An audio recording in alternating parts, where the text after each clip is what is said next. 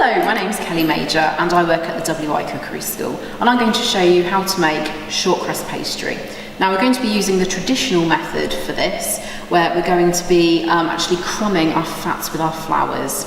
Now you'll see here that I've got some unsalted butter, plain flour, I've got 1 egg, and I've also got a small amount of water. Now you can always add salt to unsalted butter. I quite like to be able to regulate the amount of salt that I have in my diet, so I generally use unsalted. Now I'm just going to add my plain flour. And then using my hands, I'm just going to start crumbing this together. So rubbing it together just with your fingers. Now, if you're at home and you have a food processor, that is absolutely fantastic to use to speed up this part of the method. It's obviously just more washing up. And all we're doing is just bringing it together. Now, if you are using a food processor, be really wary of when you actually start mixing your butter with your flour that you don't mix it too much. It only needs a couple of seconds. As soon as your flour starts going really yellow, that's when you want to stop. If it's really yellow, it means that it's actually going to be really short, and that means it will be very difficult to actually manage and roll later on.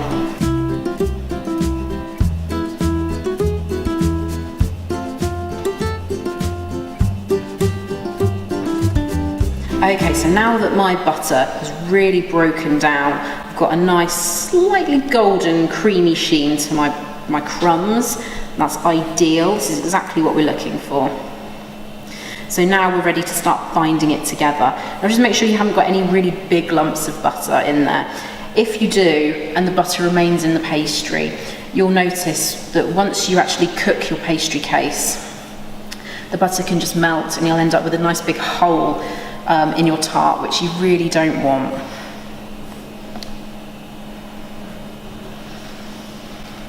Okay, so now I'm just going to add my egg and my water.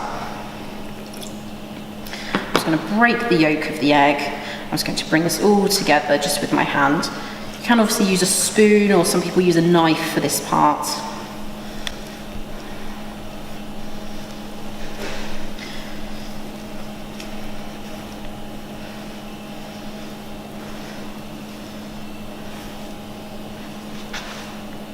This makes a really nice savoury pastry, so you can make quiches with it, pies, absolutely anything. You can still use it for sweet cooking as well, just to give it a slight savoury or not too sweet taste.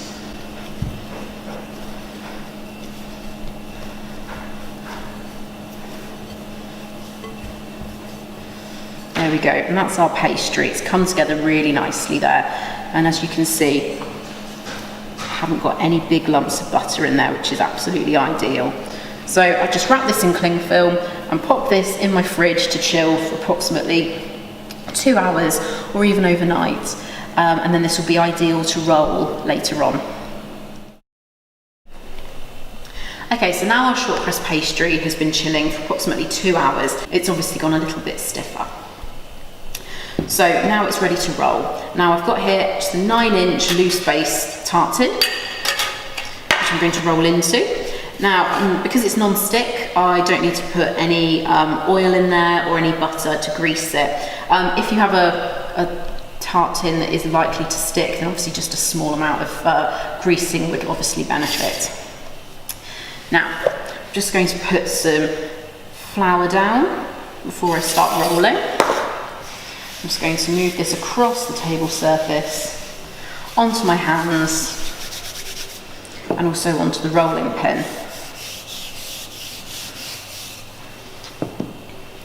And I'm just going to manoeuvre my pastry slightly just to make it easier to roll out.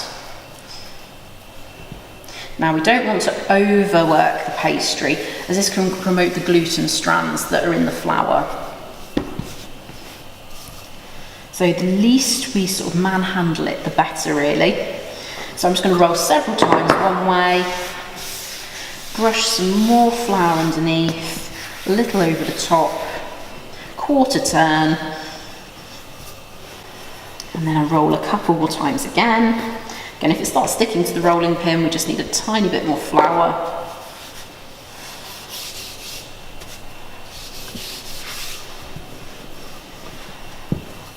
And again, we just do a quarter turn. Again, make sure we've got plenty of flour underneath, just to act as a barrier. The last thing we want is for our pastry to stick to the table surface. Often if that does happen, it means we have to scrunch it back into a ball and work it again, which means that gluten has been promoted quite a lot. And what that results in is shrinkage on our pastry once we've cooked it.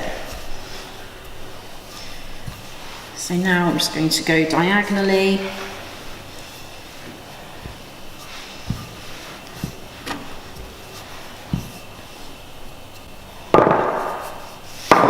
There we go.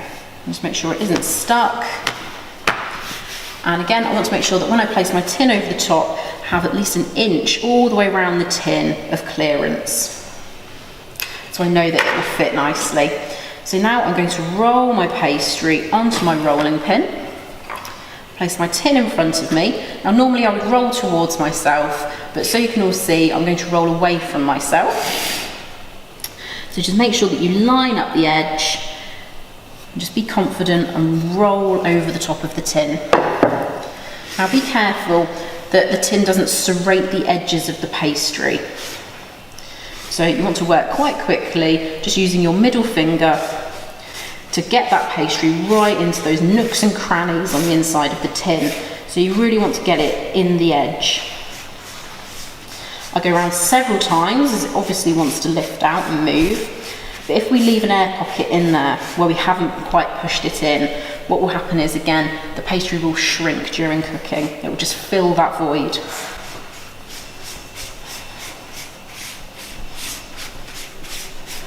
So several times around. Again, be careful if you've got long fingernails. You can end up with fingernail pock marks all in there. Once you're happy that it's right in those edges or in the crease, what we can then do is start going around with our fingers, pushing into the sides of the tin. And again, this will help to just give it some form. So just go around several times, just pinching in.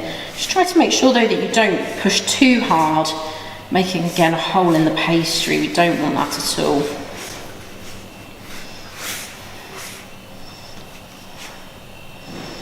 Then I'm just going to pat down the sides once I'm happy with this. And to get a nice clean finish, I'm just going to roll over the top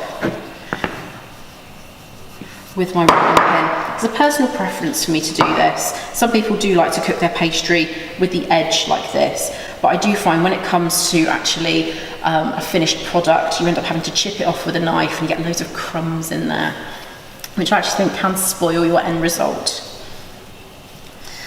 So here we have our finished pastry case. Now this just needs to be chilled for approximately 1 hour before we cook it. Again, it just gives that gluten in the pastry a chance to settle down. And again, by making it less elasticy, it will just set as opposed to shrinking during cooking. So this needs 1 hour in the fridge and then we can blind bake it.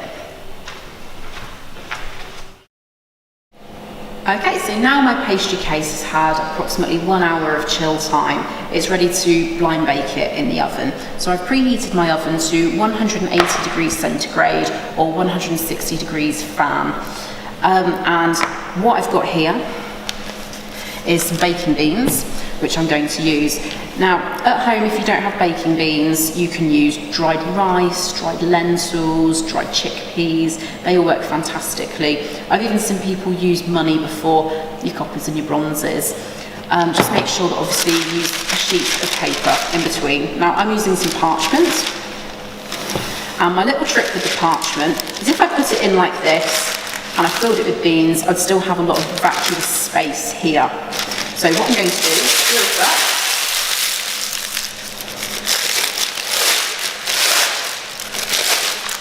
And it makes our paper a lot more flexible. So when I put it into my tart tin, I can actually get it right into those corners, which again helps us to stop getting any shrinkage once this starts cooking. So I'm going to fill it with beans. Again, again, make sure your beans get right up to the edges. I always like to fill it right to the top. I also just fold that paper, the excess, over the sides, just so that the pastry doesn't brown too much. The last thing we want is, if we're doing a filling which needs to be baked again, for the pastry to obviously cook twice and for it to go really, really brown around the top. So beware when you pick this up, because it's a loose bottom, don't just pick it up from the bottom. It will ruin the pastry. And this is now ready to go into the oven. Now I'm going to bake that for between 20 and 25 minutes. I will check it. As soon as it starts browning on the bottom and slightly around the inside, that's when we know it's done. And I can finally remove my beans to reveal my finished pastry case. I have to say I'm very pleased with that. There are plenty of more short skills videos on the WI website, and to find out more information about the WI Cookery School, please follow the Denman link in the description below.